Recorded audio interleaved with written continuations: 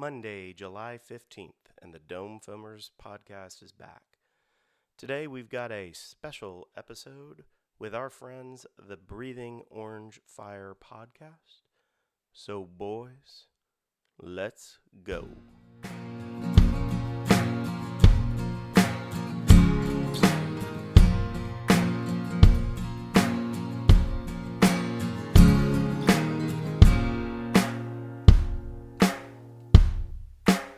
Welcome in to episode 70 of the Breathing Orange Fire podcast, and we are joined tonight by our friends from the Dome Foamers podcast. We've got Christian. Christian, you want to say hi? Yeah. Hello, Gabe and Andrew and Neil, and Brian's gonna join us here in a little while. But yeah, man, glad we're doing this. Yeah, Neil's with us too. We look forward to Dort joining as well. But yeah, good on All-Star Week to have a collaboration with our friends. Gabe, I know that you are bouncing up and down about leading off this episode with something that you find humorous. So I'm going to turn it over to you, my friend. Yeah, breaking news. What do you have for us, Gabe? We're all on pins and needles over here. So Andrew and I met on Surly, both posters there, Surly, Texas, Longhorn site.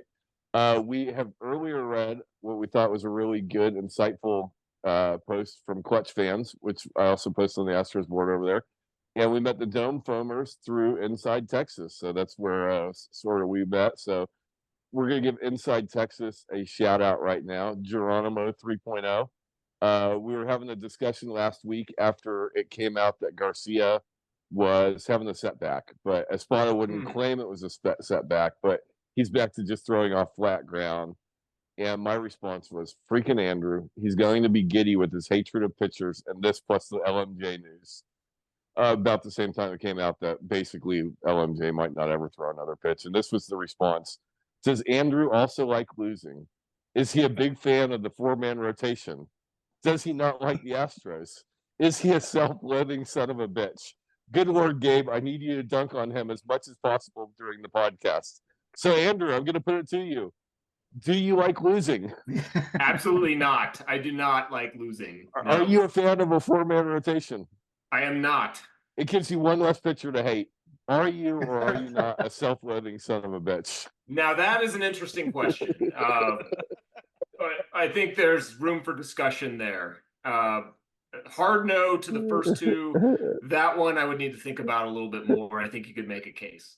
I said he might see a little bit of himself in this. So yeah, so I just wanted to shout out Inside Texas. It's not it's not my desire. I don't want to never see Garcia pitch again or McCullers or any of them. My position is just that. It's not I'm rooting for that. I'm not giddy about it.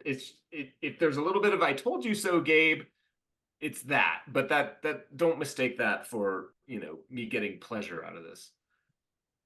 What do you fellas think? Were you guys all in on I know Christian was all in on the Lance McCullers deal. He's been counting down the days till he was going to be back.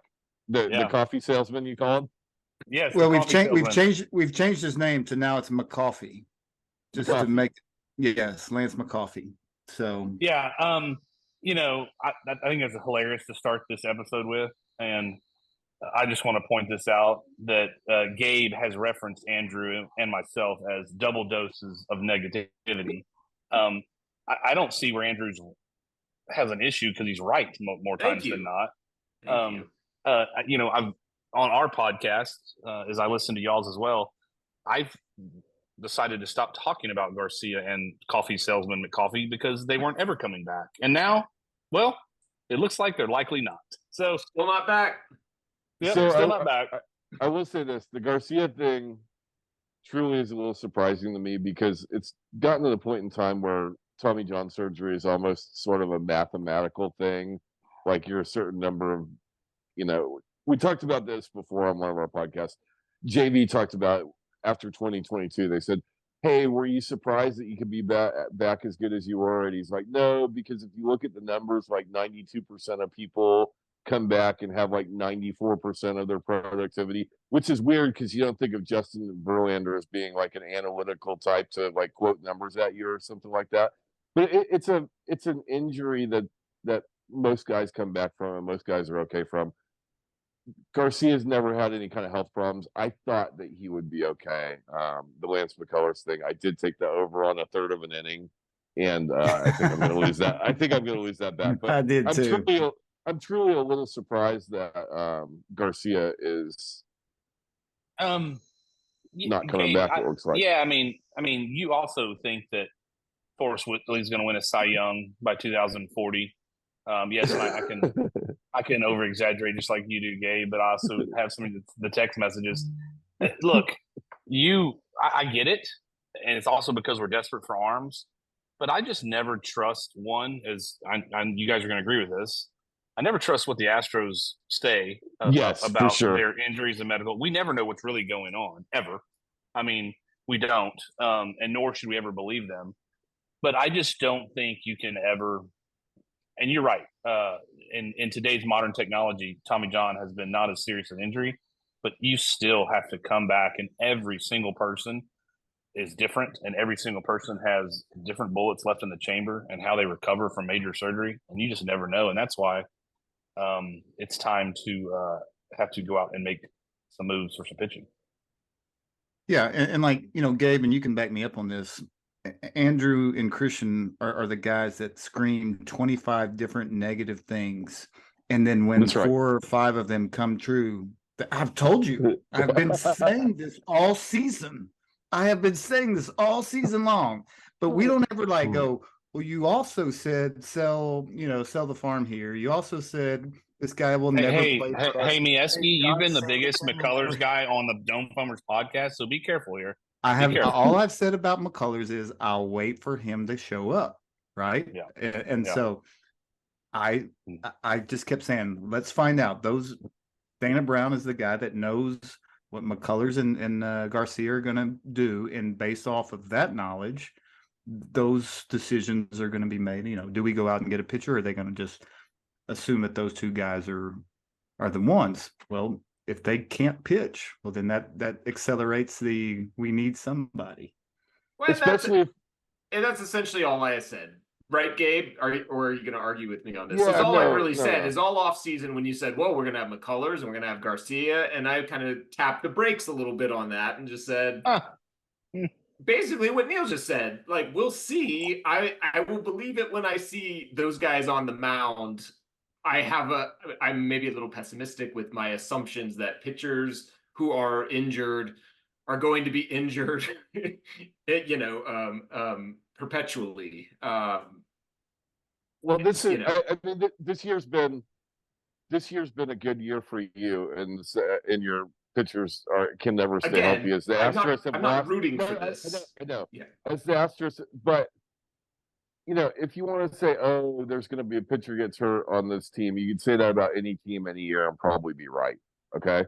The Astros are looking at 9 guys that they were expecting some level of throwing pitches that have been just missed major time for them. Right. I mean, JP France, we talked about that. Like, we don't even remember that hardly, but he started the year late in spring training with a shoulder injury. Then he was horrible for 3 weeks and then get sent down to the minors. And then now all of a sudden he's having shoulder surgery. Like, what we saw from JP France might be what he is, or maybe he's what he is last year, or maybe he's somewhere in between. But that was a guy that you would have expected to get, I don't know, 80 or 100 innings out of, right? I mean, Urquidy was not hurt going into spring training, I don't believe, was he? And then Javier, Verlander, this sore neck thing is sort of out of control, and then we're not going to get back McCullers or Garcia, it looks like. I mean, that's 6 or 7 right there. And then we had a couple bullpen guys. Souza, Graveman, Souza, and one of the other guys that he liked that he plucked off the deal. I mean, the fact of the matter is, we talked about this on our last podcast a little bit. Astros have had 30 different guys throw a pitch for them. The record is 31. And it's amazing. We're just now sitting. They're going to pass that. Yeah, I mean, and we can jump off this topic. I didn't know this was where we were going to start, but my issue with McCoffey, coffee salesman, is the fact of how much money we've paid him for his Yep. lack of showing up, and the fact that we still owe him $35 million plus, and we're probably never going to see him pitch again. I mean, that's my issue with that one. So I wonder. I would really like to know how much that contract's insured, and they won't tell us. But if that contract's insured, then you kind of shrug your shoulders and say, "So what?" And they're never insured for 100%, right? no, So I mean, they're if you're not. getting 60, 70, or 80% out of insurance on that, if he doesn't pitch, then this is not the end of the world for. Well, it's not the money that's for the Uncle issue, Jim. Gabe. It's not the money that's the issue. It's the fact that it hits the salary cap, the luxury tax. You can't insure. Yeah, You can't insure that.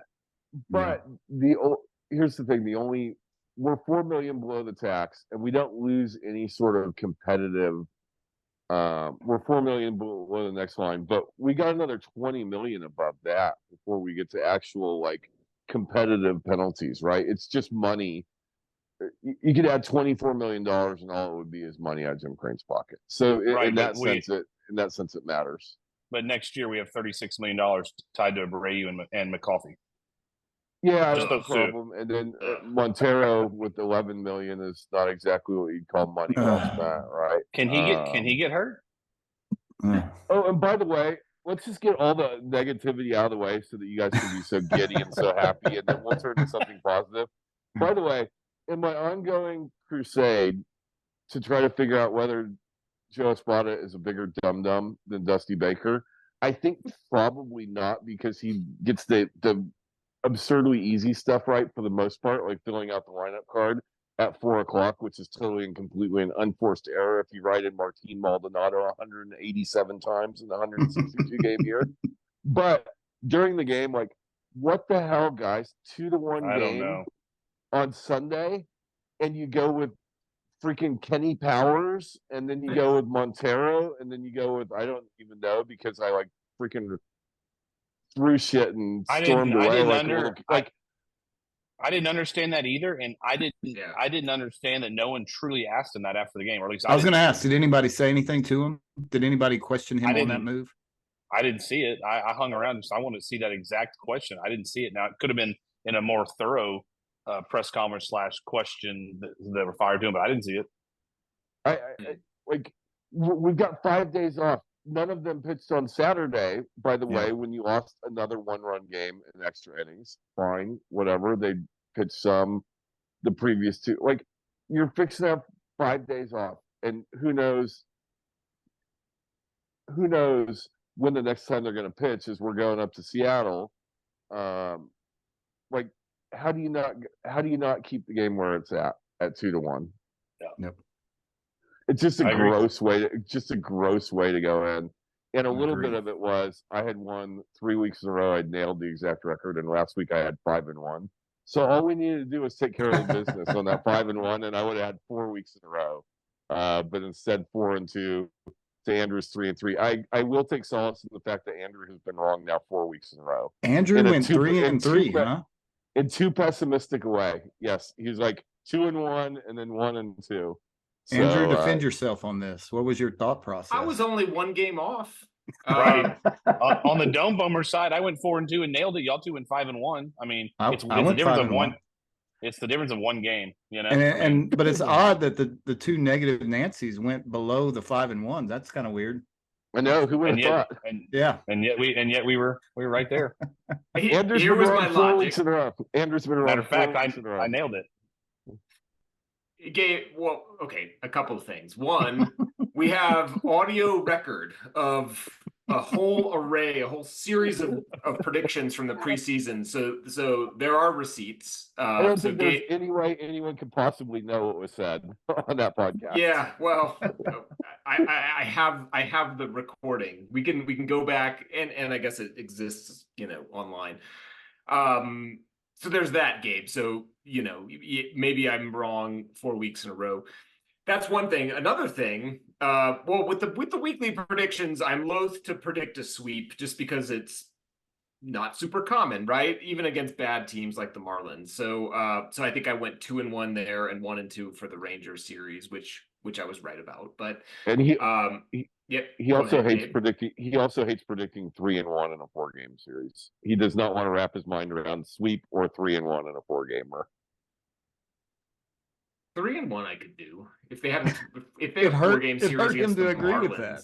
Marlins. It, Against the Marlins, not against Toronto. No, that was a bridge too far last week. He couldn't see us going 3-1 against Toronto. I could see it. It just wouldn't be my prediction. Anyway, we don't need to harp on this. But anyway, Gabe, we'll count up, rights and wrongs. One thing that just came up a moment ago when we were talking about a spot up, I'd love Christian, Neil, I'd love y'all's thoughts on this, because Gabe and I talk a lot about the one-run games, right? And where the Astros have not been very good in one-run games this year. Terrible. I don't think we were last year either with Dusty, but we talk about this, and Gabe will tell you that your record of one-run games is almost entirely decided by luck. I don't, and furthermore, over the course of a season, it should be about a 500 record in one-run games, right? I don't think I disagree with that, but we've also talked a little bit about, and I'd love y'all's opinions. We've talked a little bit about, are there real things beyond luck that attributes of a team that might put your thumb on the scale one way or another in one-run games?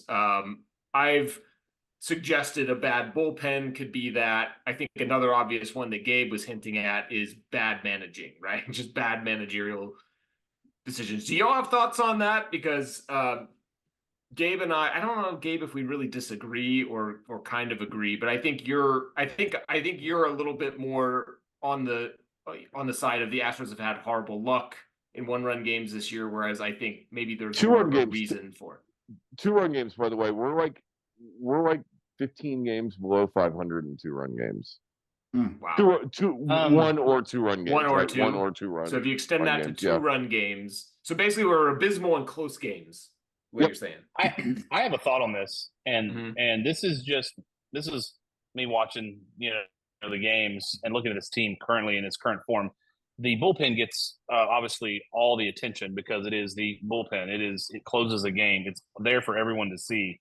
I do think Gabe is also correct a little bit on some mismanagement of a spot up with the bullpen, but I'm not a luck guy. I never have been, unless I'm at a craps table or playing poker. I think this team, what's not getting blown up, and you guys know, we've all talked, right, is the situational hitting and the situational moving runners over at the right times. And so I think the execution is very poor in tight ball games. And yes, everyone's going to talk about the bullpen. Everyone's going to know when Espada makes a mistake that we all probably agree that could have been another way. But the execution, for instance, we talked about it. I mean, leadoff double in the 8th inning a couple of games ago by a pinch hit by my boy Joey Bats. And Altuve has a horrible at bat, doesn't move him to third. Pena hits a rocket straight to left field that would have tied the ballgame or taken the lead. I don't remember which one. But this team is really struggling late games in situational hitting and manufacturing runs. And honestly, just old baseball, moving bag to bag. That's it won't be talked about as much because it's not the bullpen. It's not there for everyone to see. That's just my quick thought on it. Yeah, and that falls on the players, right? Yes, I mean, that's execution. that's not a philosophy situation necessarily. And if you talk about our extra inning stuff, there you could get into some philosophy of who's on second base, who's coming up to bat, do we want to just lay down the bunt, those types of things, which I don't think we have ever laid down a bunt to advance to third in that type of situation, which I'm again, depending on the situation, one time, I'm not against that line of thinking. And then of course you've got, are you at home, are you on the road, those types of things. Do you have the last at bat? The problem is, in my mind, I don't know that philosophy. I don't know if we have one necessarily. I don't see anything consistent other than guys on second and we're rocking and rolling like normal. And then that's when, Christian, what you're saying, the situational hitting, which we all know we dug ourselves this hole because of that in a big part. I shouldn't say just exclusively, but our execution with runners in scoring position has been at least early in the season, beyond awful. And so when you combine all that, plus you start talking about, the number of pitchers this team has had, and the names, and you're going, the Monteros of the world get thrown in, and thank goodness that we've got somebody like Taylor showing up, and guys have stepped up to the plate, but there's also plenty of situations to where, I mean, Josh Hader the other night, I was shocked to find out he'd saved his last 17 games in a row. He blew the very first one, but it's 17 for 17 and saves. But we don't remember those situations because we know he comes in tie games, and it hasn't been good. So to answer your question, Andrew, I don't know that we have a philosophy, and to me, that's somewhat of an issue. Okay, so here's I'm going to go back to something Christian said about that game in Minnesota, because we were literally talking on this, and as it happened live, right? We're texting back and forth, and I was like, "That's Lo Perfito's fault. He should be standing on third." And because there's a ball in the dirt that got, I don't know, 12 or 15 feet away from the catcher. I mean, it got a pretty good way. And I go, he should have been standing on third. He didn't have a good enough secondary lead. And Christian's like, you never make the first out of the inning at third base, or the third, obviously, right? And that's 101 million% true, right? My contention is, if he would have done what he was supposed to be doing, then he wouldn't have been in danger of making an out, right? But here's where the luck goes in. What if instead of Altuve, that ball gets away the next time to Pena, right? Then he's standing on third because it's not the first or third. Like, just sequencing, timing, stuff like that. And then all of a sudden you're talking about, you're talking about a run scored because he's not worried about making the first out of the game or the first out of the inning on third base, right? So, like, little stuff like that could have just as easily gone another way. I mean, yes, you're right. Absolutely. Like, they had awful at bats. They had terrible at bats, right? But even just something so stupid, we've seen it. We've seen balk-offs from our guys, right? Or we've seen a wild pitch that gets them over to third, and then a bunt brings them in, right? And then from a managerial standpoint, like, have you noticed that Hader only went out for the 10th inning once, and that was in the second inning? Or that was a 2-inning appearance. I'm not saying he should do 2-inning appearances because you've invested $95 million in him, and what's the value of an April game? But why don't we ever see, a tie game, and why don't we ever see Taylor Scott go out there in the 9th inning and save your guy that has 15 strikeouts per 9 innings for the 10th inning when they start with the ghost runner, right? Because that's the most important time that you need a punch out, in the 10th inning, right?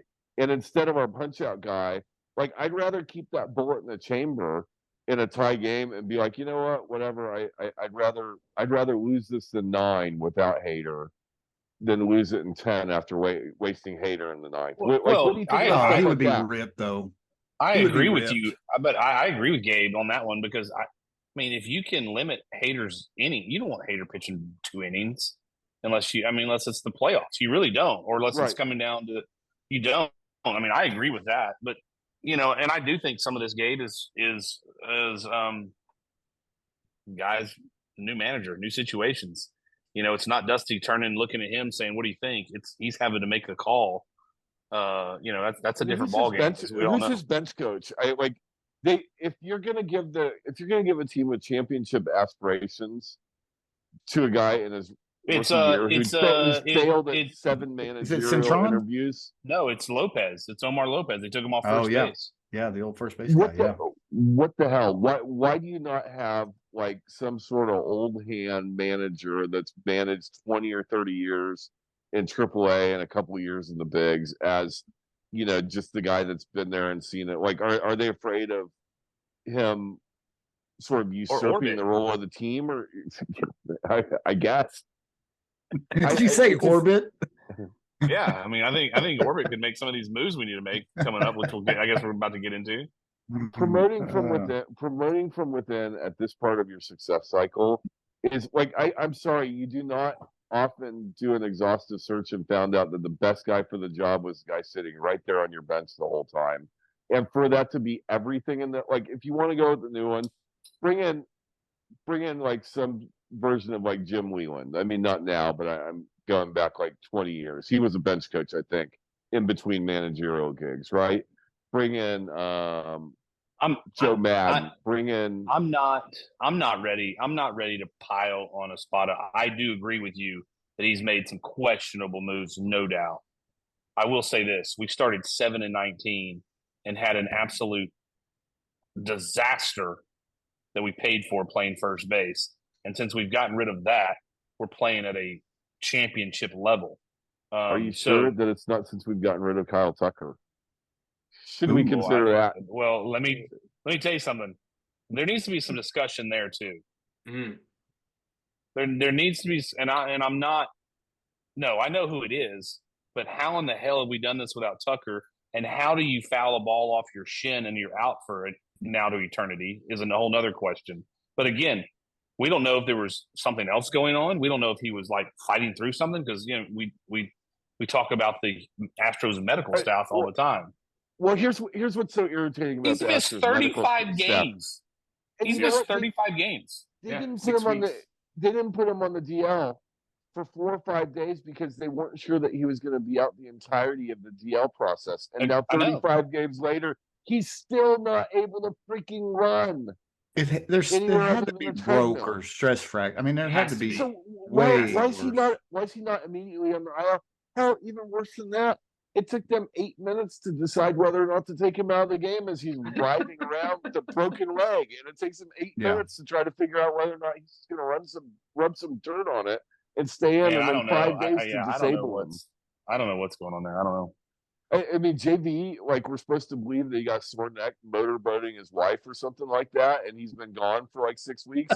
The last guy with a sore neck all of a sudden is having Tommy John surgery. Like, what the hell? Like, the knee bone's connected to the thigh bone. Like, do we need to sing the song for them? Like, what are we talking about here? If JV was doing what you said, there's no way it's just a stiff neck. He's retiring. But you think he'd be beyond the injury at this point, right? He's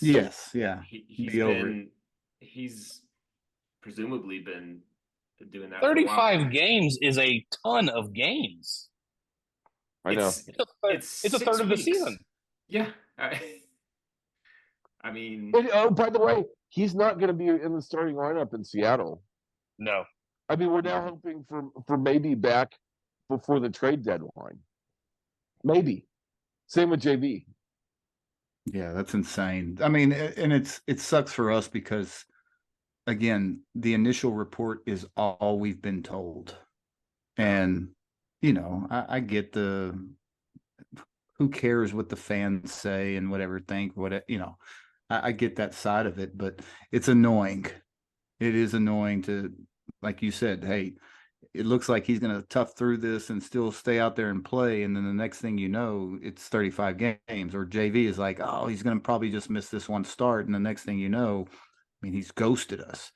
So that's just part of it. And it sucks for us as fans to stumble through it. But hats off to the guys. I mean somehow, some way, we're 1 game back despite all this. So somehow, some way, here, I'll give you 3 or 4. You can pick whatever positive. I know which one Andrew and Christian are going to be on.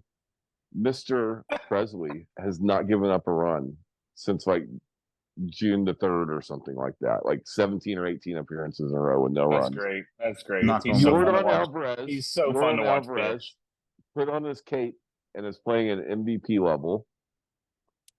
And the starting staff, stuck together with duct tape, baling wire, and bubble gum, has actually pitched like, I don't think anyone thinks this is their true talent level, but they've pitched like a top 5 staff in the game for the last 6 weeks. Mm-hmm. So what's the question? Which one is sort of like which is the bigger driver? Which is the biggest surprise? I'm just bringing up 3 things. Not the first one. 3 things. It's not the first one. Is that your biggest surprise? No. My biggest surprise. I mean, if you're asking me personally, my biggest surprise is the baling wire, duct tape, and everything else for the starting pitching. I mean, and yeah, that's mine. Yeah, especially given how not just bad, but how awful Brown and Arrighetti were to start the season. Arrighetti, we talked about this a lot, but maybe a little bit more grace there because he's making his debut and cutting his teeth a little bit. But in terms of how awful, historically bad Brown was for the first five or six starts, the way he's turned it around is super surprising. I mean, look, it's like we've been talking about. The rotation was already beaten up entering the season to a degree. And then if you would have said, well, you're going to lose Javier for the year, JV's going to miss a not insignificant amount of time. I think he's missed more time than he's pitched, right?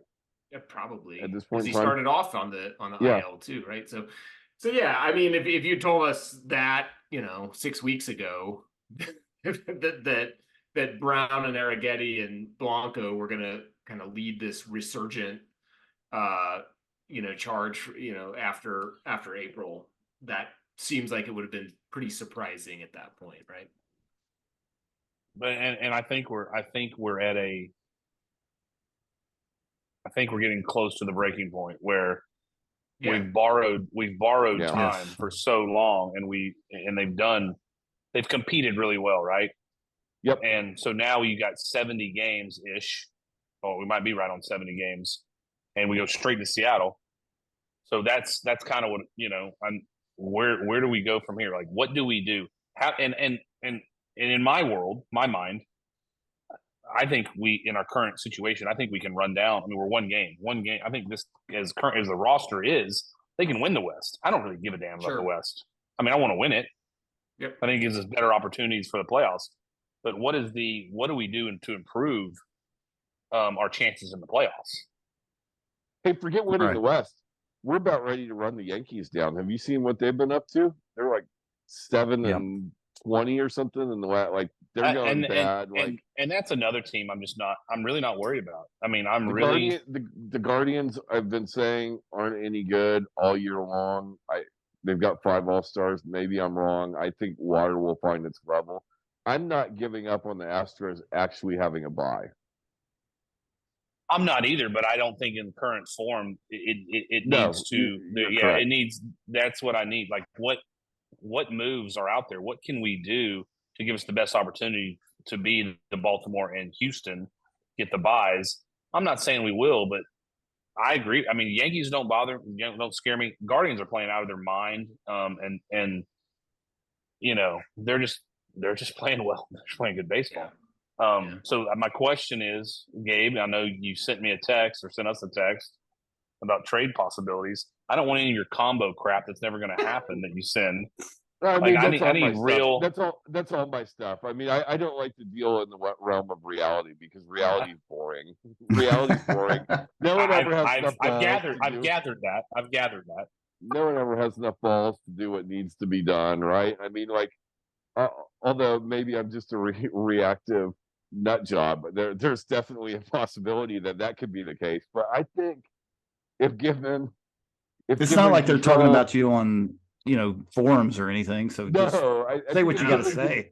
I think if given control of like a major league roster, that I would do some stuff that like probably a lot of people didn't agree with. But I think that if you gave me 5 or 6 or 7 years, that there'd be a year that we won 110 or 115 games. Because I just want to swing away and swing away and swing away and swing away. I mean, I like a lot of that. And Andrew would just be like horrified because he'd be like, we must win at least 87 games every year. If we win 87 games every year, we'll get to the playoffs and it'll be a coin flip. Yeah. And look, on some level, he's not wrong, right?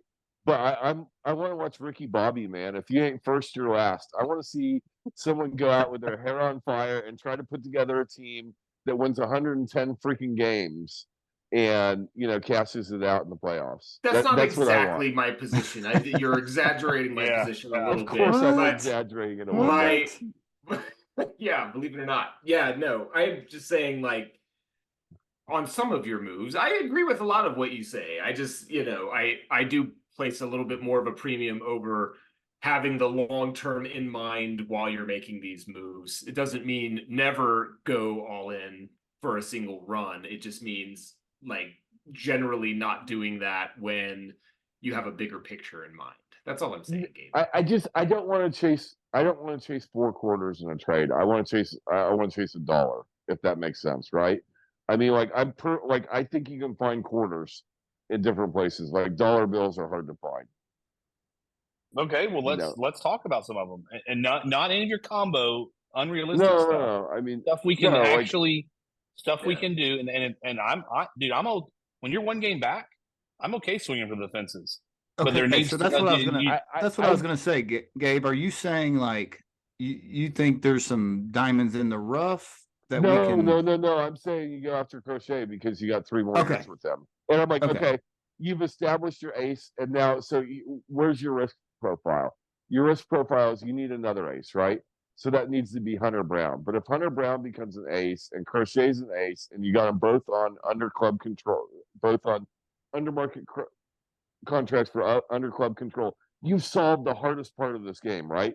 And if that means trading away 4 of your top 5 prospects, or if that means trading away Aaron Getty, who I like and I think will maximize, and I think he will, I think he'll collect a pension. I think he'll pitch for 10 years.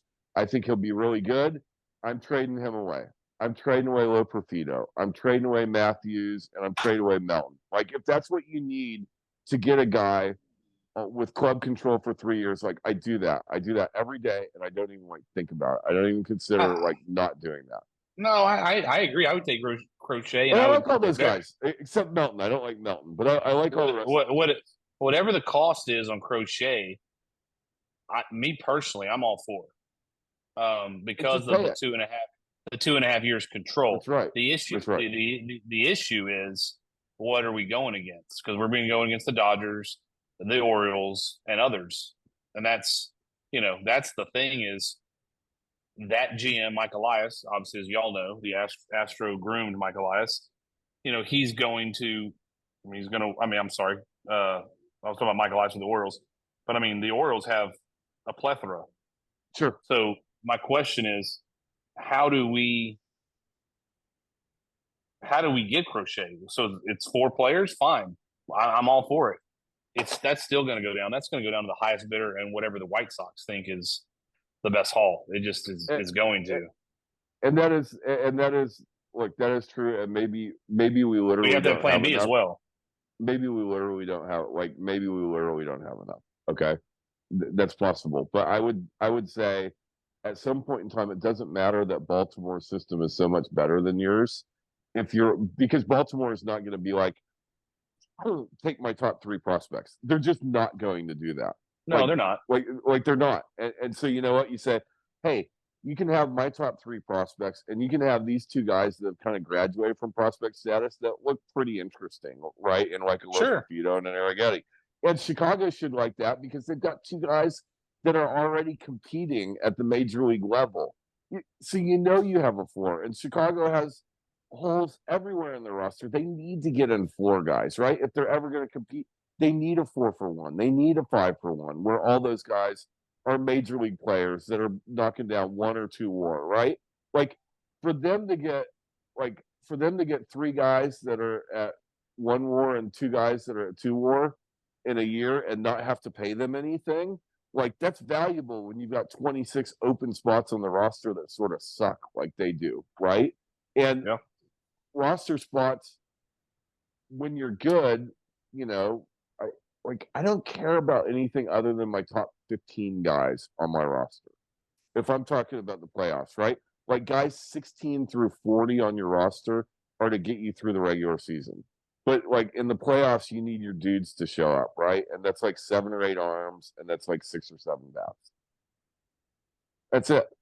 So if you give me a chance to have some guy that I'm going to walk into a playoff series and be able to put a check mark next to his name against whoever else I'm playing with, like I want that dude on my team, and I'll give up pretty much whatever, as long as there's not enough club control. Now that's where I sort of risk mitigate. It's not who I'm holding on to. It's how many years of club control, how many bites of the apple do I get from that guy that's coming over. So this is like I've been dragging my feet on which direction to go. And I've pinned the Dome Foamers and Christian and Brian down on things like this and saying, So if we got Crochet, okay, whatever haul we give them, is he the difference? Is he the guy that you go, now we are World Series contenders? Is that the guy? Because and I compare that to, because last Yes, year that's a good question. we trade a haul. We It's a trade a great haul question. for Verlander, and so obviously we kind of like, oh man, we gave up a lot, but this is Verlander. This is the guy that's been there. It's a name. Okay, I can sleep at night saying this guy's it. Is Crochet the guy that you go, all right, now we're in this sucker?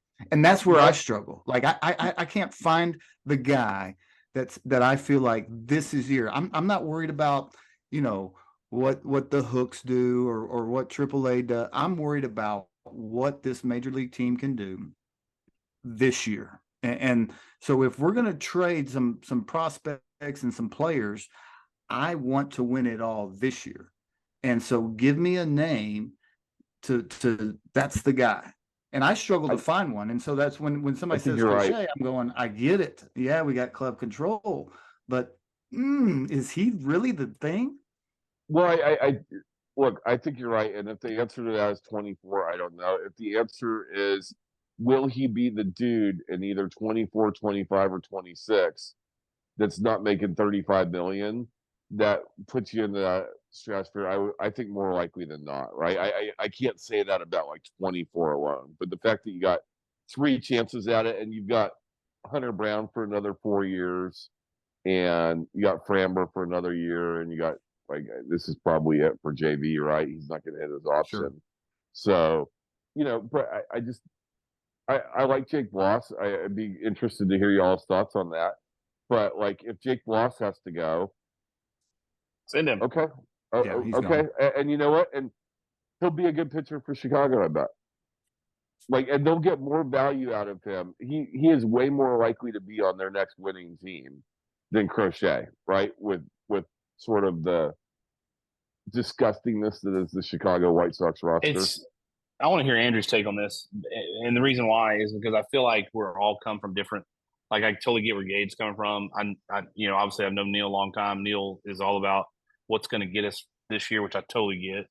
And Andrew, I mean, and it doesn't have to be necessarily Crochet, but you can start there. But there obviously has to be upgrades. So yeah. And I think we all would, if we all said, all right, let's piece 4 guys together, a couple major league record players and 2 major leaguers for Crochet. I think the 4 of us would all say, let's go.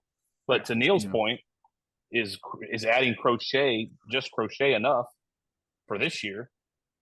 And then I want to, ask get Andrew's thoughts on that, and then ask some of the reports out there that are interesting. Yeah, I whether or not Crochet is the guy, I don't know. I'd have to think about that a little bit more. But overall, I'd say philosophy wise, one place where I'd push back on Gabe a little bit, and I do. We've had this conversation, but and again, in all seriousness, it's not that I disagree with what Gabe's saying about the roster being all about 1 through 15. I think I put a little bit more emphasis on getting to the playoffs, right? I think that's very real this year. I think, and by that I mean that your roster 16 through 40 is, I would put a little more importance on it than Gabe would, right? In the example that he just gave, I do see the value in guys. So take a completely hypothetical trade for Crochet that we're just talking about. Can you throw Arrighetti in there?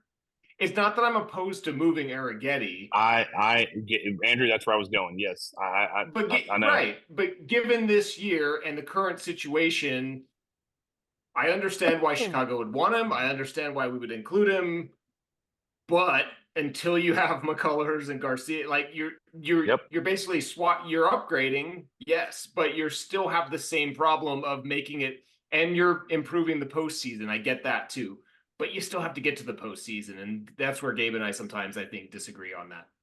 Well, that's an absolutely fair point. Okay, with what I'm talking about, if your roster is good enough 1 through 15, that the rest of those guys don't matter, right? If you stay healthy and stuff like that. But they do if matter. you stay healthy, That's my whole point. If you win enough games with Glavin, Maddox, and Smoltz and Avery, it doesn't matter who your fifth pitcher is, right? We don't it have those four. We don't have. I know. We're a little bit of I'm a far cry. I know. Yeah, I'm talking about the same team. I know. I'm talking about trying to assemble. I'm talking about trying to assemble enough like high end. Like my ideal team. Are they available, by the way? I think they're probably all available. They probably are. Right. Okay. And that leads me to just talk about how disgusting the umpiring was in this series. But sorry, we can save that for a little bit later. Because Braves pitchers and disgusting umpiring goes hand in hand, right? My ideal is you got 3 number ones and a number 2, and I don't care what the hell else. And if we end up in a year where 2 of them go on the shelf, so be it. It's not our year. Let's go ahead and spin the calendar forward to next year. I guess is my answer to that. Well, that's where I struggle, though. Like, do you make all of these trades where the price is higher now, or do you just let it ride out, see what we can do? And, again, I'm not saying we do this, but I've still struggled with keeping Bregman, because if we don't go all in, what's the point? What's the point of keeping him? Yeah, but that's not going to happen being 1 game back of the West. And it's not. No, and I'm with you. But so 1 game back, you go, all right, let's go all in on this thing. Well, what does all in look like? Right? I mean, that's I guess that's my struggle with. Do you want me to answer your question from earlier, Neil? Is Crochet enough? It's not. So what? Else? I think we need a starting pitcher stud like Crochet and a power arm. I do. Yeah, I'm fine with that. I said I'd go get Miller from the A's. I mean, they're probably moving him this year. He'll never have higher value, and he'll never be on. They're not moving him. They're not moving him.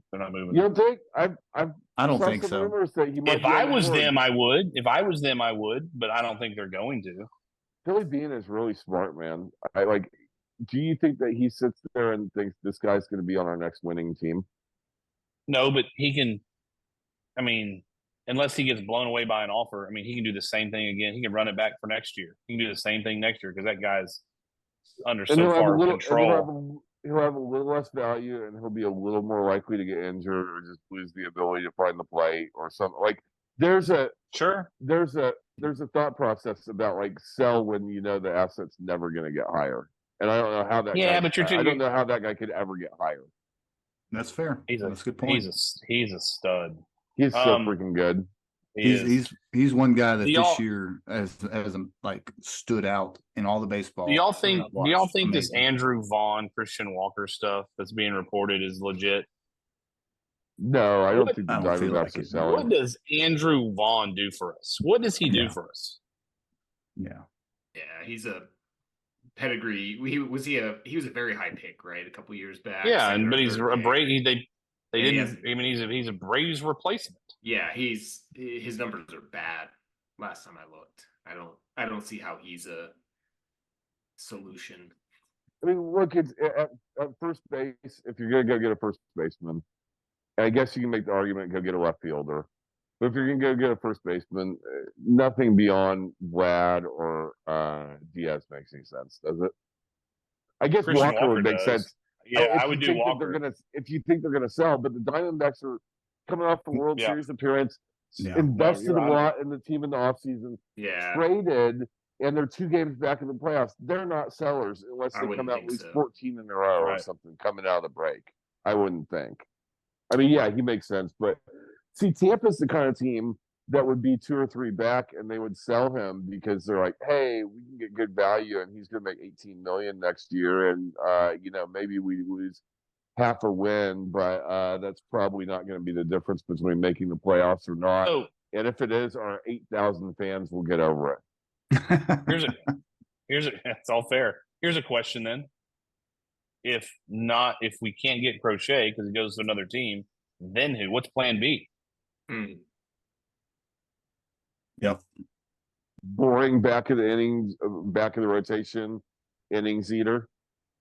That's not Which good enough. honestly, it's not good enough, but I still wouldn't hate to see it Maybe. happen just because they literally Yeah. need somebody to eat innings for a while, right? Like to Gabe's point, hopefully not someone you need to count on in the playoffs should you make it there. But I just feel like like we talked about the rotation as it's currently constructed is unsustainable, right? Are we Can't sure do Bloss it. can't? Are we sure Bloss can't be that guy until Verlander comes back? If Verlander ever comes back, I don't think we're sure that he can't be, no, but I mean, Yeah. what has made you think that he can be? I kind of like him. I like him too. No. I like Hold on. I like him too. yeah, He ain't ready. He ain't ready for that. Yeah, I mean, he's pitched what, 8 total innings or Yeah, 7.5 innings? I and- guess here's what I'm saying. There's a world where all we need is 3 more starts out of him, and then For what? JV's back, and We're sure about that, right? well, I said there's a world where that exists. I'm not sure. Yeah, That's why I sure. said there's a world that exists. there's a I'm world not where sure. Lance McCullers pitches again, but yeah, I Yes. mean, it's For yeah. his slow pitch softball team. Yes, there's that And- world. and That world exists. Luis Garcia's arm did not fall all the way off, apparently. Although I would not trust the Astros training staff to tell me that. Right. Okay, well, let's Um, get real. But let's get real. And I know y'all thought about this because I know I've been on text message with y'all, and I know how Mieski thinks. So that's why I'm asking these questions because Yeah. look, everyone's going to be after Crochet. We all know that, right? Yeah. So let's take him off the table. Let's say he goes somewhere else. That leaves you. Let's say we win the West because I do think this current roster, one game's back. I mean, Seattle's going to go get a bat. They might get 2 bats, but that's okay. Yeah, the problem for them is they need 7. The problem for no, them is they I need agree. 7 bats. I agree with you. I agree with that. So, And they're but due I to think have one of their pitchers' arms fall off, by the way, too. I'm trying to Well, will yeah. that into existence. Yeah, I keep doing it. That means let's say we're the 3 seed. Let's say the Stros win the West. We end up being the 3 seed, so we're not having a bye. So we play the 6 seed. 3 seed's kind of sexy, by the way, because then you get the Guardians probably in the next round. You get the gotta win worst the first wild round card first. I know. You get the worst wild card, and then you get the Guardians. That's not the worst driver. It's not. But however, let's talk about that. Let's talk about that 3-game series to start first. Yeah, We would be that's rolling scary. out. It's terrifying. Yes, we'd be rolling out Blanco, Valdez, and Brown. That scares me up Right a freaking Right light bulb. now, JV. I guess it'd be Framber, JV, and Brown in an ideal world. In that order. Well, yeah, maybe, right? JV for 2.5 innings, so he gives up 6 runs in the playoffs like he normally does. Well, I Well, mean, if he's had JV some doesn't good come starts, back, too. we're not the Don't 3 look at his playoff numbers, Gabe. I know Yeah. you know them. Don't look at That's them. true. I mean, I just He's don't had some think really good ALCSs. He's What, had some Neil? good What'd you divisional say? series. No, I Sorry, like Neil. Neil's point. Yeah. I just said if Verlander comes back, we're not the 3 seed. I mean, we'll be lucky to be in it because again, we're not going to be able to sustain Arrighetti and pitcher number 5, whoever we can pull out of the magic agree. hat. I agree. So- Games and So Verlander's, if we're talking about we are the 3 seed, then you're talking that we have a Verlander who is recovered, he's eaten up innings, and he's got an ERA under 3.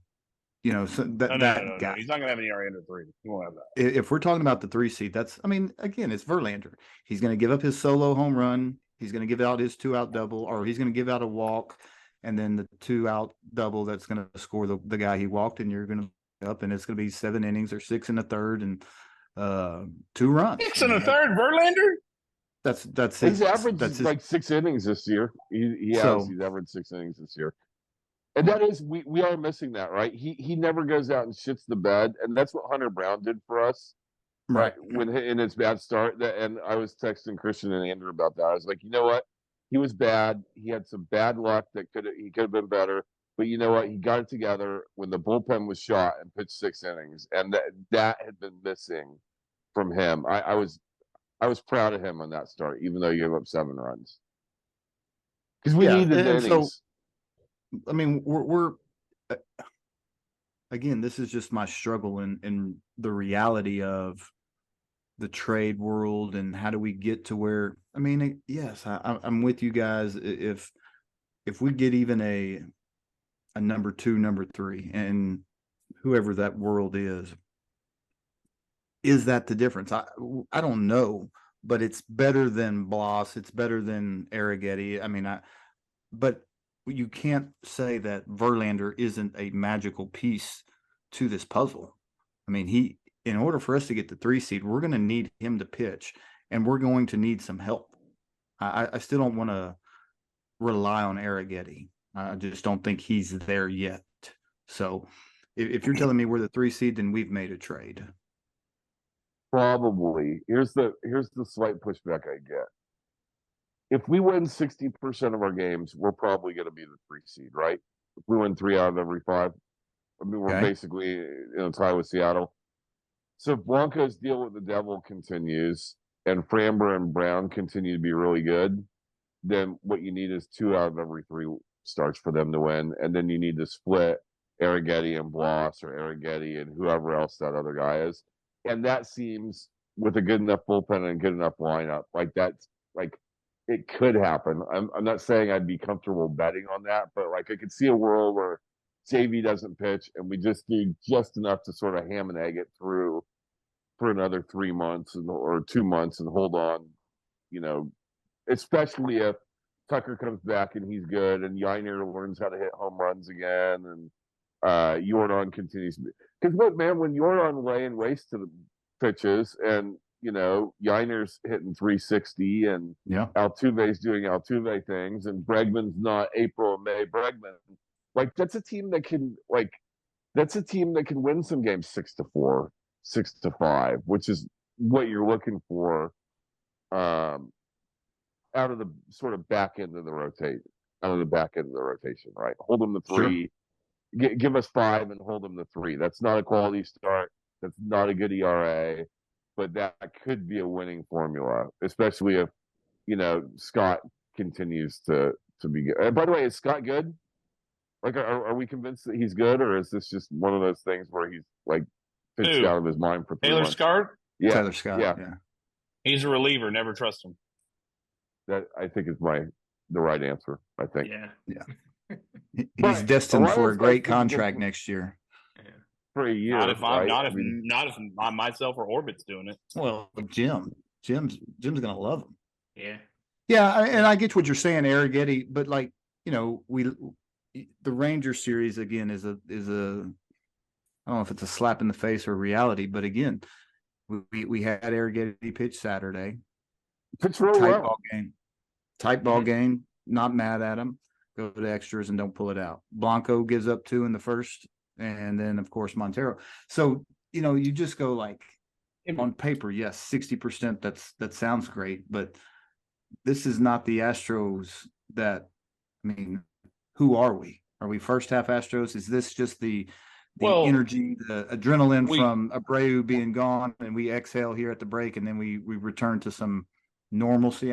That's the hard call. We got a bunch of ifs. Like it's if we do this, if we do that. Those can happen, sure. Right? But let me tell you something that teams should do, and we've seen a little bit of it already, and I don't know why they don't do it more, because it's a recipe to beat us. And just walk Alvarez. Just walk him. Mm. I'm telling you, they're starting to do a little bit of it. Right? Yeah, Tucker's and until Tucker proves that he's not made of glass or that he can hit again. But and I. Well, Yainer's got to start hitting home runs. That's why Yainer's got to start hitting home runs again. 100%. Now, I'm a Yainer fan, not as much as you are, but I am a Yainer fan because he is like Johnny Bench compared to what we had. So I'm a huge Yainer fan, but he does not need to be hitting behind Alvarez. No. And I understand he's doing it for a reason because he chases so many, but teams they're already trying to exploit that. And that recipe has worked a few times last week, just not giving him anything to hit. And I wouldn't do it either. And that's the problem. And that's the problem with this Astros team, especially without Tucker, and why we're short of bat is what it really gets down to. there's a lot of guys that are above average offensive players that you can pitch to, especially when you game plan them in the playoffs, right? Like, I mean, it's great that Pena and Jake Myers are going to end up with 105 or 110, OPS plus, which is above average, and Gold Glove defense and all that. But like all those, it seems like you can pitch to everyone on this lineup except for Alvarez, Altuve, and Bregman, right? I mean, all those guys can be pitched to. Yeah. That you don't really have to worry. That you don't really have to worry about. But that's like, most teams, right? I mean, how's it's that not different? most teams that win the World Series, I guess, is what Is I'd it say. not? And let's count Tucker back in. If Like, you gave That's what I said. until presumably Tucker will needs to play be good. Yeah. if we get Tucker back the way Tucker's been, then okay, that helps a ton, right? Even though we've had this record, and something I sent you guys, and I've also sent Neil, is the August schedule's brutal. That's a whole nother factor. But if I'm playing the Astros, or if I'm the Mariners and / whoever plays us in the second half, I'm telling you right now, if you give Yordan Alvarez the Barry Bonds treatment, this team will not win as many games as we think it will win. It won't. They have no one proven behind him that can make a team pay on a regular basis until we see what Tucker can do. And again, we might not see the same Tucker that we had before that. I would Barry Bonds treat him so bad. I would do it. Look, all I can say is this: didn't that South African that killed his wife or something and get out of jail? Didn't he win Olympic gold medal running on a blade? Yes, he did. Tucker's going to be awesome when he comes back with a blade for his left leg, right? I mean, we've seen someone. So we just made that convicted or maybe acquitted. I don't even know anymore because I don't have the story in front of me. Murderer, Special Olympian to Kyle Tucker. No, not Special Olympian, real Olympian Yeah. with the blade. He won the Real Olympics with a blade. So One if he and the can same. do that and win the Real Olympics, then Kyle Tucker can definitely hit with the blade, with one blade. I don't think he can hit with two blades, but one. Which leg do you think they amputated? It's the Astros staff. So do you think they got the right one? Do you think that's part of the problem? Is they got the wrong blade? They Andrew. stuck the blade in it, but the other leg's still broken. Is that the problem? Andrew, have we Yes. figured anything out in this episode? Have we figured anything out? No. We figured some things out. I don't know that they're productive. Yeah,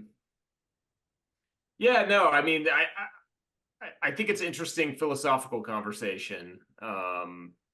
It just reinforces again to me so that where Gabe and I sometimes disagree is on the importance of depth and competence, right, Gabe? I dissing do like competence. competence. I like competence during a 162 game season. I said there's a lot of power in not being below average anymore. And you know what that reminds me of? That reminds me of like the 15 Astros. South African with a blade. Oh, sorry. We learned about Well, that. I asked Pistorius? if Crochet. Pistorius, I If think was Crochet his goes, yeah, that was his name, Oscar Pistorius or whatever. Pistorius. Yeah. I asked earlier if Crochet's off the table and goes somewhere else, what's our plan B? And we kind of went down the South African blade sinkhole. I think it's interesting in that in kind of what we're discussing. I think it'll be interesting to see from a philosophical standpoint what the club does there, because do you go the route of maybe patching a hole in the rotation by getting I'm not going to give you a specific name, but if there's a controllable mid-level starter. Yeah, or even a rental, if you get him for cheap enough, because you need somebody just to get you to the postseason, right? Basically, I think the question becomes, what's the organization's approach for 2024? Do you is this a season that you think you go all in? And what does that look like? Or do you think that you're good enough when fully healthy? And to Gabe's point, when you get to the postseason, maybe you only need the first 15 guys, where the Astros could be as strong as anybody, right? If the planets align and you get some injuries, healed up. But you still have to get there, and I think it's still going to be a dogfight to get there this season. I said that last year too, and Gabe mocked me, but I'll be damned if it Piece of wasn't cake, a baby. dog. We Like, had it the entire way.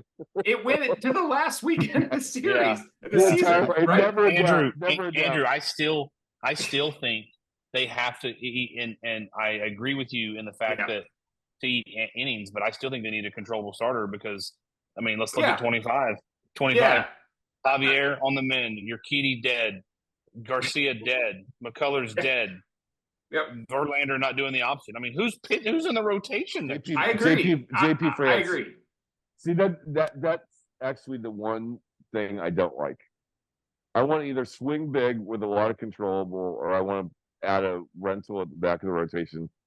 Well, that's what I'm saying. I trust. It feels like those are the two options, right? Yeah. Yeah. Well, Christian said controllable mid guy. I think that would cost too much for something that I think the Astros will be able to figure out on their own. Yeah, but I tell you, all the people that are dead for next year, I heard it.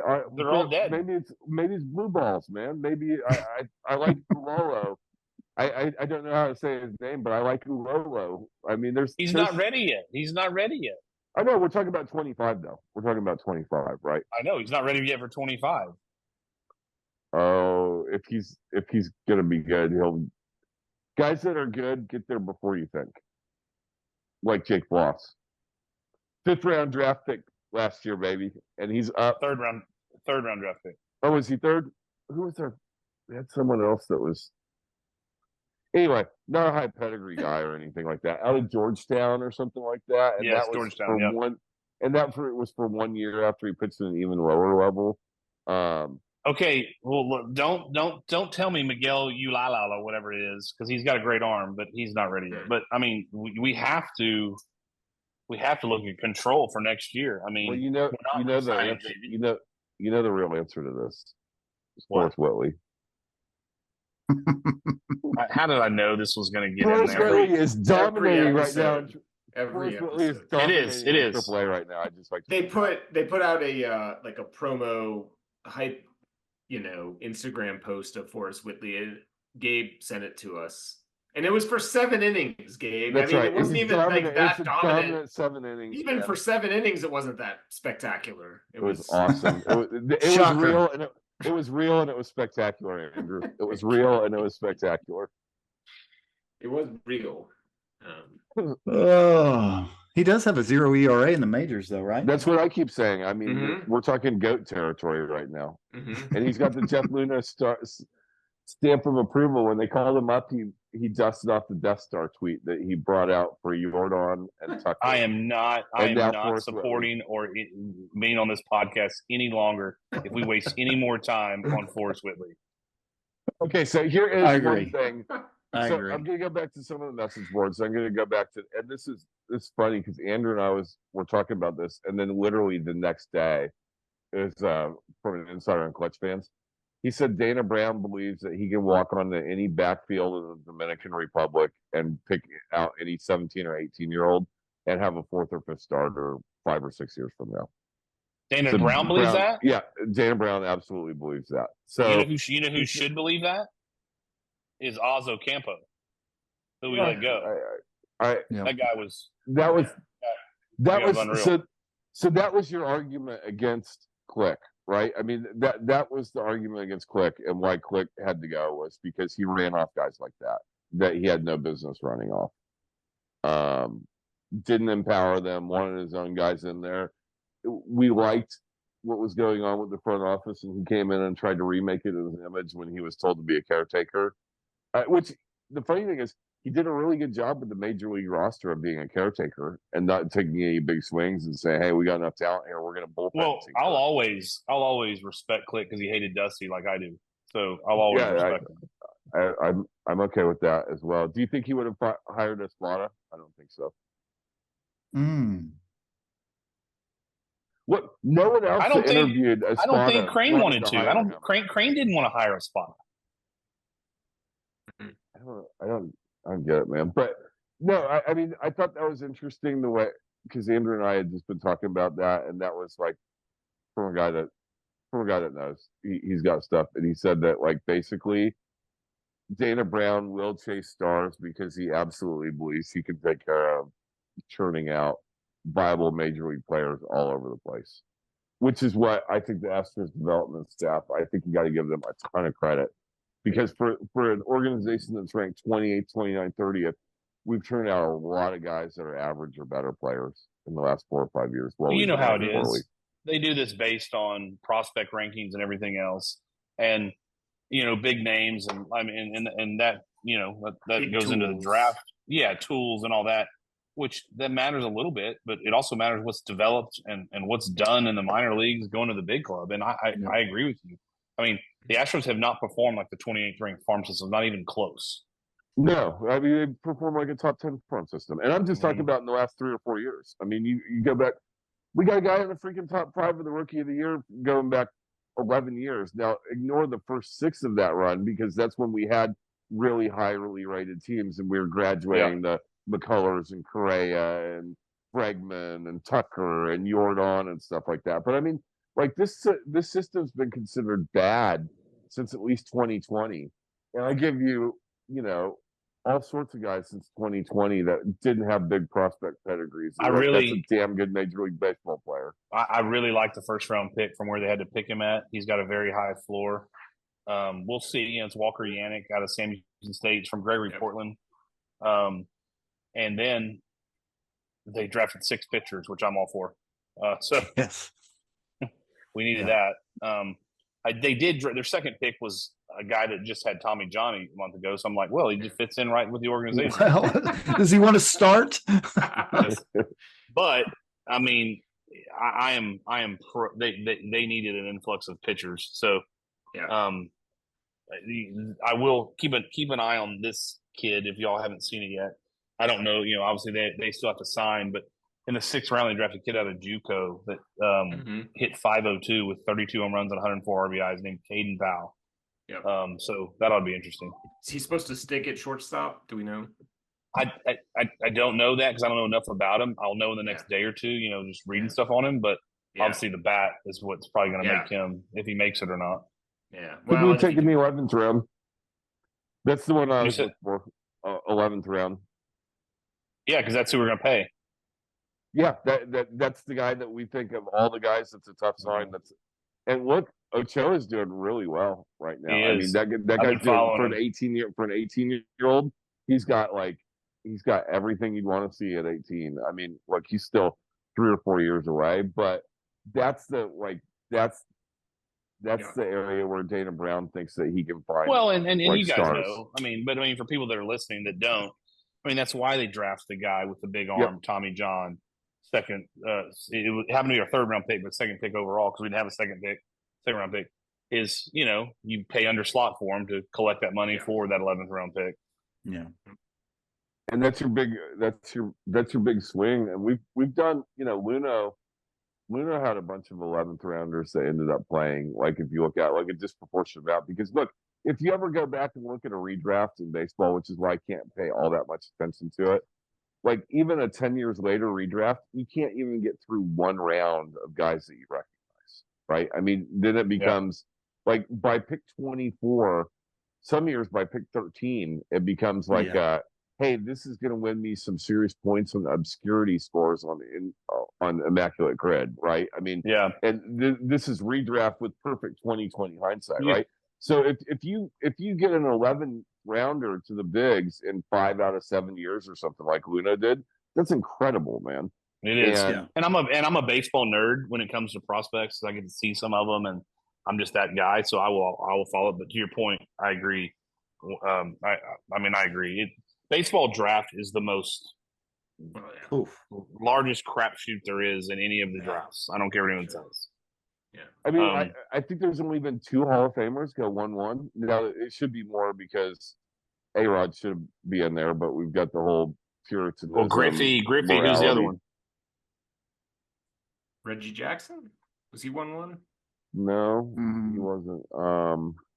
That's a great trivia question. It might only be. I know I got one. I know I got Griffey. It might be that I put A-Rod in there in my mind that like he should have been.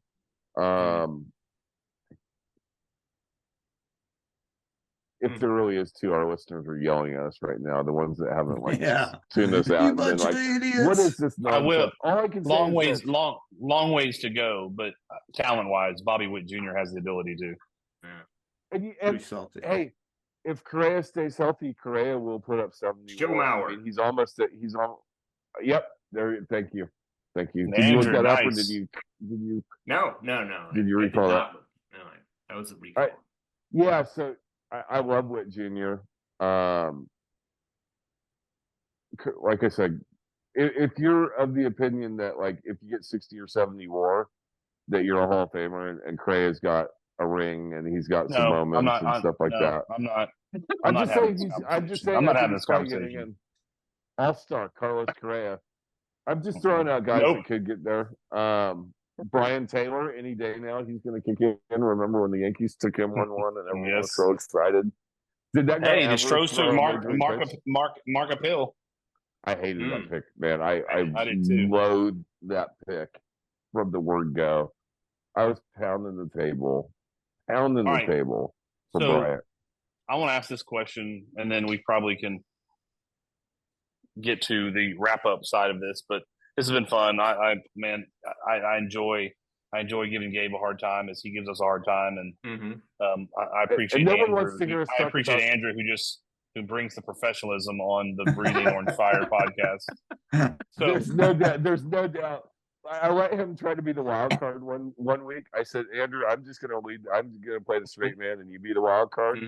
And I think he kind of liked it, but I don't think he was super. It was a ratings bonanza. We got. We're down 38%. We got the same number of listens as always. All right, so we're at 90. We're at 90 games, right, or whatever it is. Yep. So I want to ask this question. I want to go to Neil first. Oh, good. And then Andrew and the two guys that talk the most, Gabe and myself, we can go last. Neil,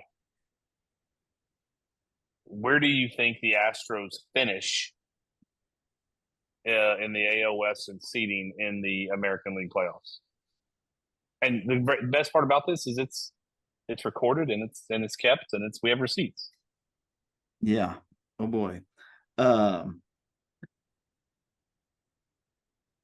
With what we have right now, I'm going to say that we do not make the playoffs. Really? And I'm the dose of negativity. Okay. Our pitching is not. It just cannot sustain. Now, if there's trades or whatever, well, I mean, obviously that changes. But as we are right now. Well, I didn't say the roster current as is. I mean, you have to assume what happens, but you think we won't in current status. Okay. Yep. Andrew? I think they do make the playoffs. I don't know if that's a division win or a wild card, but I think they find a way. It's going to take, I think, a lot of what we talked about because I agree with Neil. Like, I mean, I don't think it happens as currently constructed. Something has to give. You need to get Tucker back pretty soon. I don't know how realistic that is, but I'm going to assume that it's realistic. You need to get JV back relatively soon. I think if you get those things, this is a playoff team. That didn't answer all your questions. I'm gonna hedge a little and say it's a tough one because it's hard to see them as the second place team in the West as a wild card, right? Yeah. Just the way that things are shaping up. So you kind of have to win the division. I think it's very winnable. I'm gonna say they win the division, but 3 seed. Gabe? I think we will make the playoffs. I don't know what seed will be, but we will go in as the odds-on favorite to win the American League. Because I believe that we will make at least one big move at the deadline. Yeah. And I believe that at some point in time, Tucker and JV will come back. And then we'll go in with that, with a very good lineup, a very good bullpen, and enough starting pitching. And I don't know if we're going to make that big move in the starting side. I can tell you, I do not believe we will make the big move in the bullpen. And I understand all the arguments for that. Maybe we make a move for I think almost assuredly we make a move for a 6th-inning type guy, okay, in the bullpen, and just put a little patch there on what the Montero thing is. But I think they'll either swing big on offense or starting pitching. And I think with the return to health of JV and Tucker, that will make the Astros the betting favorites to win the World Series. Or not the World Series, the American League. I don't agree. I don't disagree with a lot of that. I think we're going to win the West. I think they're going to make a big move. They've proven that they will. Now that we're not 10 games back and we're 1 game back, I think they're going to push them all in. I don't see how you can go for a bat with our current pitching depth situation. Yep. Even though all the rumors, which again, it's clickbait and also rumors out there that's saying that's what we've been talking about. I don't see that. So I think we'll go into the 3 seed. I think we win the West. I don't think we get Crochet, but I think we end up getting a lower tier pitcher. I'm not lower tier, I mean lower than Crochet. And then I do think we get a power arm in the bullpen. I don't think you can. Your 4th guy cannot be Montero or even Taylor Scott. I mean, Taylor Scott's been unreal. He has. Like, it is what it is. But that guy has no playoff experience, 0. So I think you need another guy and another power arm. But that's just what I assume it's going to happen. I hope it's going to happen. I don't know. We'll see. Do you 3 guys think John Singleton is the first baseman for the remainder of the year? No. I'm saying yes. I don't think that's a priority. Andrew, what do you think? You know, we talked about a few first basemen earlier. I don't think they're making the splash for Guerrero or anything like that. But and we talked about Andrew Vaughn being basically the same hitter as Singleton, so that seems like a wasted move. But Lamont Wade, that is a name that I have that for the Giants who's a little bit interesting. Somebody like that, I think he's maybe would be a rental. I think he's just signed through this year. I could be wrong about that, but maybe somebody along those lines that wouldn't cost you a whole lot to go out and get, but would represent, I think, a reasonable upgrade. Something like that. I mean, he's basically what, like, I don't know, kind of like what Brantley was when he was sort of healthy a couple years back. It's a great name I'll look into. I'm pretty good at finding guys like that, and that's one that I have not come across. That's good. I want to look into that a little bit. We'll see. He may. I think his contract's expiring, but I'm not 100% sure about that. Any chance that we make that move in left field? I think it's so far down. I think it's so far down the priority list. Agreed. Yeah. So, and the reason I talked about first base is because if they don't feel like they're getting their money's worth in a pitcher, do they feel like they can get their money's worth as a first base selection down the line and just say, well, we'll improve our offense to overcome the depth or the situation that our staff their starters are in. So that's where my mind goes. So that's my question for left field. But if you get a stud left fielder, then can't you just shift Loperfido and Dubon over to first base? Yeah, but we hate Loperfido. We hate Loperfido as an organization, and we refuse to play him at first base. And he may be on some other team at that point. Yeah, and I'm saying that as the Loperfido fan here, but also I truly believe that they do not want him playing first base, and they are playing Trey Cabbage as much as him, which I just do not understand. I don't understand. For a couple innings, and he played it really well. He had 3 tough plays, and he handled them off just fine. Gabe, I love arguing with you. I agree with you 100% on that. I agree. He's played 60-plus games in the minors. That's not 6 games in the minors. He's played a ton of games at second base, man. If you can play second base and you're not a midget, you can play first base. I agree. I agree with you. They do not want him there. They want him to be one of the 74 outfielders we have in the farm, I guess. I don't know. I don't understand that either. But I mean, if you're talking to me about a bat, the bat that fits, but the bat that fits this team is Christian Walker. The problem is he's a rental, and I'm with both of y'all or all y'all. I don't think the Diamondbacks are going to sell, but Christian Walker fits this team, his hitting profile to a T. Oh yeah. I would like to see Vlad, because what I think this Astros offense is missing that we've had in years past is hitting the ball out of the ballpark, and some of that is Bregman apparently needs to start taking steroids, and part of it is Yainer Diaz forgot how to develop a launch angle, but we've only got like 2.5 guys that hit the ball out of the ballpark right now. I'm if you would have told me 2.5 Yainer guys. had 7 home runs through 90 games, I would have bet against that very strongly. Andrew gave me all the Savant page. He's hitting the ball every bit as hard as he did last year. He's making at least as good a contact. It's literally all launch angle. It's 100% launch angle. Mm. I thought maybe he was gonna. He hit home runs in 3 games in a row or 4 games in a row, and he hit 3 home runs in the first 2 weeks, right? Like, yeah, he has hit all his home runs in 2.5 weeks. Hmm. And Pena, like, we thought maybe he was going to hit home runs again, but he's apparently that 20 home run year that he had a couple years ago. Like, looks like it might just be an outlier. his issues launch angle as well. That, and I would never throw him a fastball. Yeah, there it is. Sliders. Yeah, the sliders.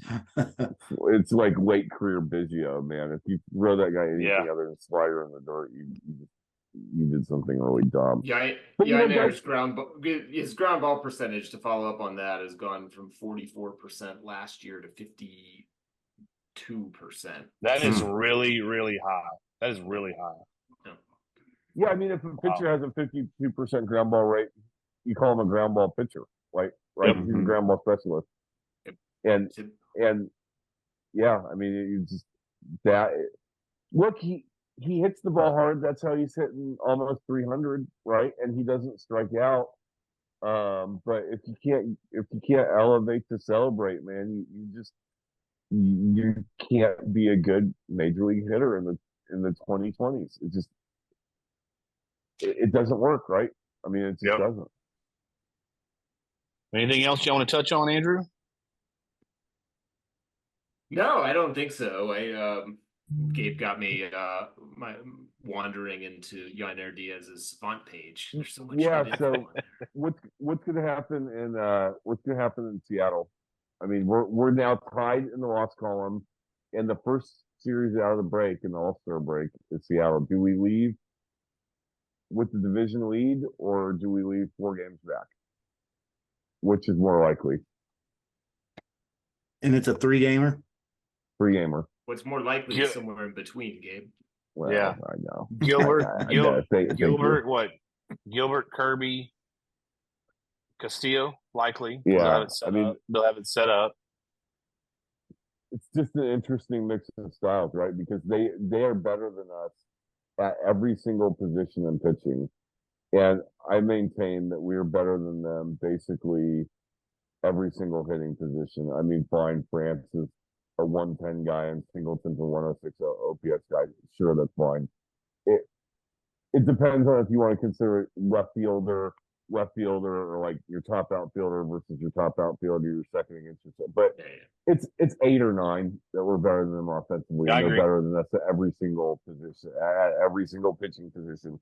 Now, here's the benefit for the Astros, and it's not a benefit here, is we're better at number 1 than they are at 5, probably, right? So if you don't have it lined up like out of the All-Star break, then we could have the pitching advantage once, or maybe even if we get really lucky twice, if our 1 and 2 go to 4 and 5. But if you put them in order, we're done. Yeah, they have a huge advantage. 1, 2, 3, they have the advantage. Yep. Yeah. So that's right, so the concern is that we go up there and we score 3 runs. Yeah. Right. Yeah. And they score, and we pitch really well, and they score 6 and they sweep us.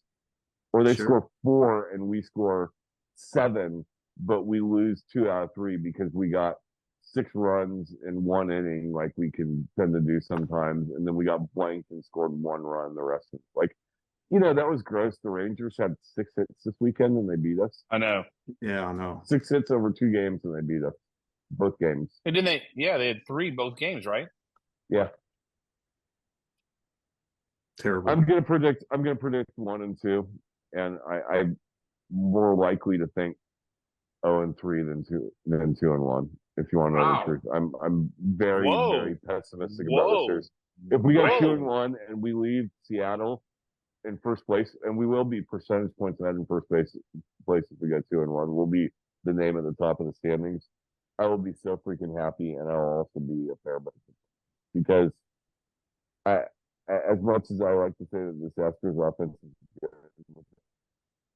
without Yanni hitting the ball out of the ballpark. I'll go next. Here's my caveat to it. I mean, pitching advantage theirs, hitting advantage ours. Y'all are gonna love this. If we start Joey Bats 3 games, we go 2-1. We won't start Joey Bats 3 games. There's right-handed hitters. We should. I mean, right-handed pitchers. It almost seems as if they're sort of mixing themselves into a platoon lately. But why are we? Feels pretty platoony, doesn't he? Why are we platooning with Trey Cabbage? They're the same player. I was gonna say with Dubon. Oh Well, no, Dubon's gonna platoon it. lately. Dubon's gonna place him first. He's gonna he's gonna play all over. I don't. My issue is, again, he's gonna strike out. We know that, right? But Cabbage is as well, and Cabbage is a guy we got off the freaking block because the Angels didn't want him anymore, and he's older. Like, what are we doing? Like, I mean, but okay, if Joey Bats plays 3 games, we go 2-1. If he plays less than 3 games, we go 1-2. I'll take 1 and 2. I'd take 1 and 2 right now. Neil? There's no reason to think anything better than 1 and 2. I mean, I agree. I mean, that's it. 1 and 2. I mean, and that's a hopeful 1 and 2. I mean, again, Well, we you come off got of to get one. You got to get one. Yes, I mean, I agree. I mean, it's just the feeling of coming off of this Ranger series has me back into the, not so fast, my friend mentality. And so until that's overcome and we become more proof in this, second half and the dog days of the summer, I'm still leery. I would also say 1 and 2, and the extent of my analysis is that I love losing and I'm self-loathing. That's a great callback to end it on, Andrew. That's why he's the best in the business. That is. Andrew, it's all you. 1 and 2. Well, Dome Foamers, Neil, Christian, thank you again. This has been fun. You've put up with Gabe and myself, which is no small feat. But always a pleasure to see you guys and talk to you. And I hope to do it again soon. Anything you guys want to sign off with?